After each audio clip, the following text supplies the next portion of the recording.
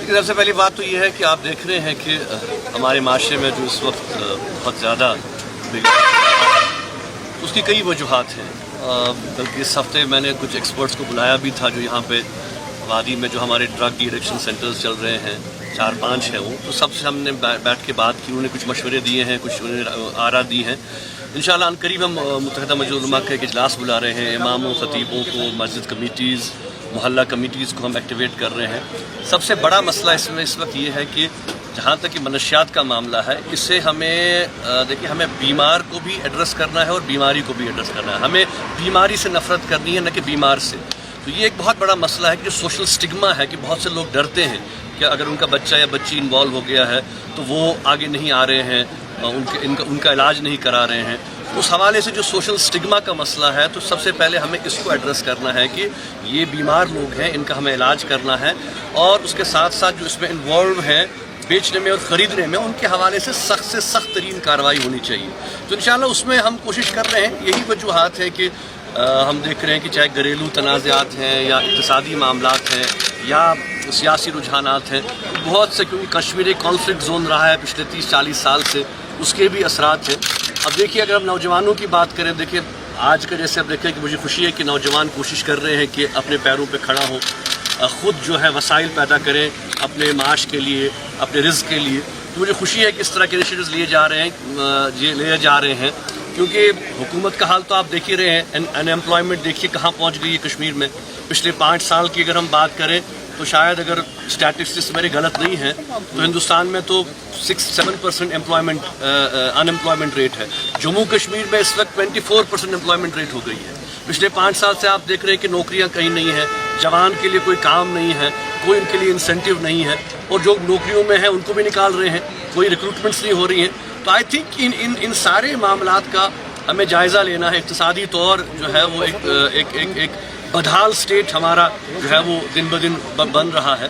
تو اس حوالے سے آئی تھنک کہ پرائیویٹ سیکٹر کو آگے آنے کی ضرورت ہے. جس طرح سے جوان کوشش کر رہے ہیں کہ خود اپنا معاش کریں، لوکل برانڈز بھی آ رہے ہیں، باقی جو انٹرنیشنل برانڈز ہیں وہ بھی آ رہے ہیں. تو کوئی نہ کوئی محنت لگے ہوئے ہیں جوان اس وقت محنت کرنے میں کہ کوئی نہ کوئی طریقہ نکلے. لیکن جہاں تک حکومت کی ذمہ داری ہے، میں سمجھتا ہوں کہ حکومت اپنی ذمہ داری جو ہے وہ پورا کرنے میں بالکل ناکام ہو چکی ہے. اور یہاں پہ ہم دیکھیں کہ جو ان ایمپلائمنٹ کا جو مسئلہ ہے وہ بہت بڑا مسئلہ پیدا ہو گیا. حکومت کے حوالے سے اگر بات کریں، کوئی ایسا قدم جو چاہتے ہیں آپ اٹھائے سرکار تاکہ عوام جو ہے؟ سب سے پہلے تو مسئلہ یہ ہے کہ دیکھیں جہاں تک آپ نے یہ کہا کہ جیسا اگر ہم منشیات کی بات کریں تو اس میں بھی یہ ہمیں دیکھنا ہے کہ یہ جو سارا پچھلے جمعہ کو بھی جو میں نے بات کی تھی، اگر ہم کہہ رہے ہیں کہ 30,000-35,000 سرینج روز استعمال ہو رہے ہیں، ہمارے لاکھوں میں 15 لاکھ سے زیادہ لوگ اس میں انوالو ہو چکے ہیں پورے اسٹیٹ میں.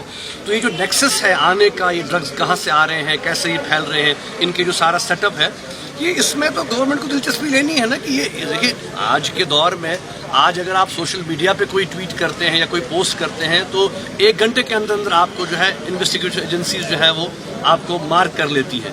یہ جو سارا معاملہ ہے اس میں کیوں اتنا ڈیلے کیوں ہے؟ اس میں ٹھیک ہے، میں یہ نہیں کہہ رہا کہ حکومت کچھ نہیں کر رہی ہے. کچھ انیشیٹیو لیے ہیں گورنمنٹ نے، پولیس نے، کہ جس میں کہ ڈرگ ایڈکٹس کے خلاف سخت سے سخت کارروائی کی گئی ہے، PSA بھی لگایا گیا ہے ان کو. لیکن میں سمجھتا ہوں کہ اس سے بھی زیادہ سخت کارروائی کرنے کی ضرورت ہے حکومت کی. جہاں تک عوام کی ذمہ داری ہے اور جہاں تک لوگوں کی ذمہ داری ہے، سوسائٹی کی ذمہ داری ہے، وہ بھی ہمیں نبھانی ہے. ہم سارا جو ہے دوش حکومت کو نہیں دے سکتے.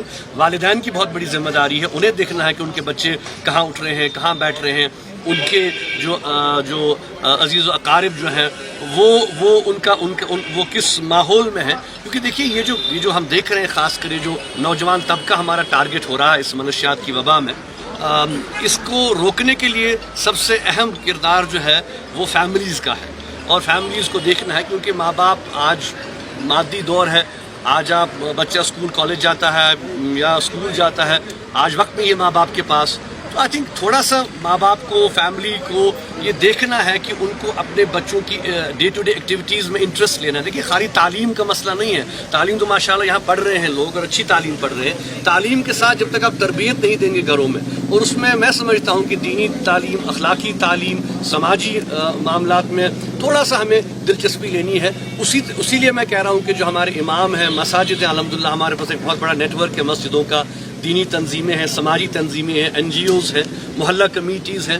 اگر یہ سارے مل کر کوئی قدم اٹھاتے ہیں تو میں سمجھتا ہوں کہ کوئی بڑی بات نہیں ہے کہ ہم اس ناسور کا مقابلہ کر سکتے ہیں اور اس وبا سے کشمیر کو ہم نجات دلا سکتے ہیں.